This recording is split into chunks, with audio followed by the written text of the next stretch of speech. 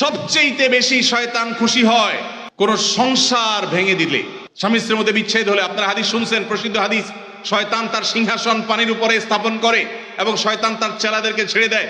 চেলারা সারাদিন আকাম কুকাম করে সারাদিন অপকর্মের পরে ফিরে এসে তাদের দলনেতাকে বলে, আমি একজনকে খুন করিয়েছি, একজনকে দিয়ে আরেকজনকে দিয়ে একটা মিথ্যা বলিয়েছি, আরেকজনকে দিয়ে মাদকাসক্ত করিয়েছি, আরেকজনকে দিয়ে অমুক জেনা করিয়েছি। তখন শয়তান বলে, হ্যাঁ অবশ্যই কিছু না কিছু করেছ। কিন্তু যখন কোন শয়তান এসে বলে একজন স্বামী স্ত্রীর মধ্যে বিচ্ছেদ ঘটায় দিছি, তখন শয়তান বলে তুমি সবচেয়ে বড় কাজ করছো, সে সবচেয়ে বড় খুশি হয়।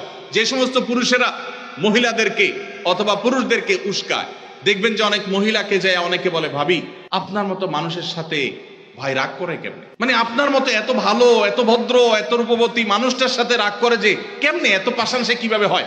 বুঝবেন যে এই লোক হলো সাক্ষাৎ ইবলিস।